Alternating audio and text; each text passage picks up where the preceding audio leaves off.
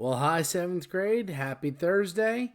Today we're going to talk about the core of discovery. Yes, that word is core, not corpse. Core of discovery, like the Marine Corps is a troop of people, a corps. So the core of discovery on their journey into the West, exploring the Louisiana Purchase and beyond. And then we're going to evaluate the core discovery's impact on shaping U.S. history, which is pretty profound. So now that Jefferson purchased the Louisiana Territory from France, um, what are we going to do with it?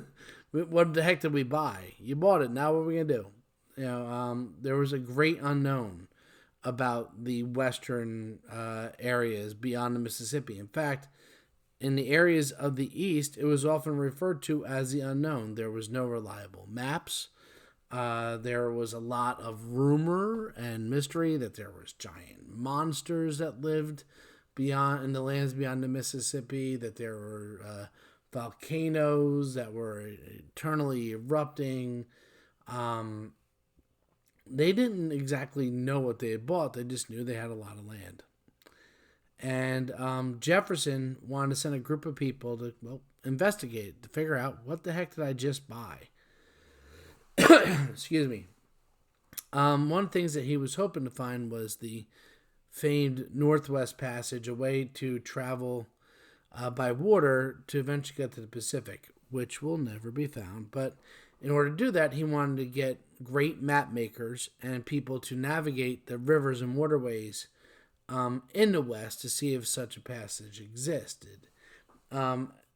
He also needed people that could deal with diplomacy, since you have Native American tribes that have been living for thousands of years in the area and had only heard rumors of the European descended settlers in the American East. And probably most of those rumors weren't great, since, the European Americans weren't treating natives really well. And they wanted to collect scientific data. Remember, Jefferson is a passionate learner, really into botany, science, chemistry, biology, and zoology. And he wants people to have a good mind to understand what they're seeing and to be able to take observation of that. So to this end, he hires one of his right-hand men, his personal secretary, a former commander of the military, a man by the name of Meriwether Lewis. And Lewis has worked in science and diplomacy. He was with Jefferson when he was Secretary of State. So he has a background in those areas. And Lewis wants somebody to be another commander and really control, defending and protecting this group. And he turns to the man who was his commander when he served in the military, a guy by the name of William Clark. So Lewis and Clark worked together to lead up this group and start putting together a team of experienced explorers to hit this frontier. One other great thing about Clark was he was a really good cartographer or map maker.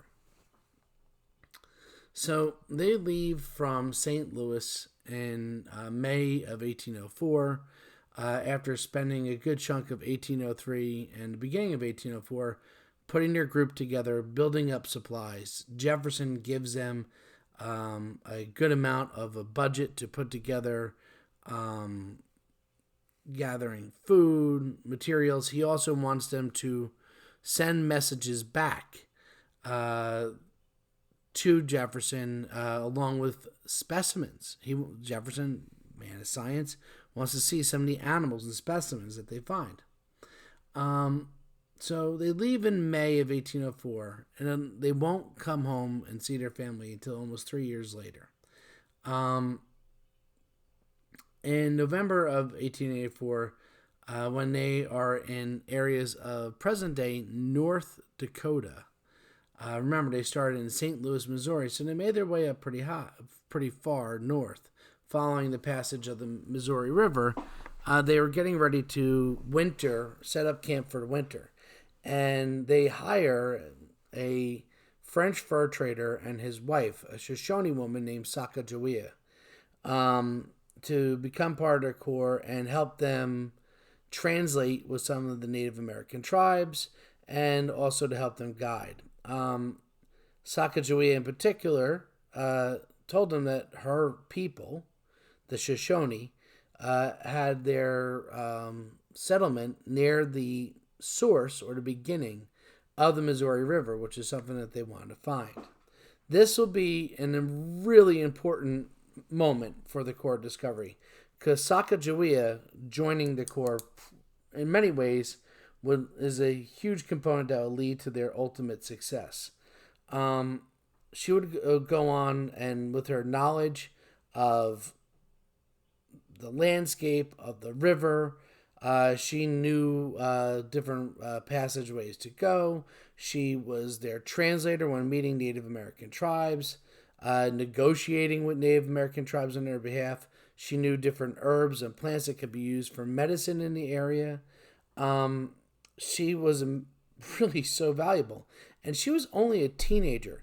By the way, she was sold into marriage by a tribe that she was captured from to the French fur trader. Another thing that is in 1804, when they decided to go into the winter camp, she was pregnant. And she gives birth to her baby, Jean-Baptiste, a little baby boy. And her carrying her baby with her throughout the entire time that she was with the Corps really was so valuable because when these Native American tribes see these white European guys coming in and they see that there's a Native woman who's carrying a baby with them, it's a sign that, hey, these guys are coming peacefully, and let's sit down, let's hear what they have to say. And if they didn't have Sacagawea with them, just for that alone, they probably would have been attacked at some point. In spring of 1805, Sacagawea helps them find the source of the Missouri River in the Rocky Mountains, and now pushing north into areas of Montana. They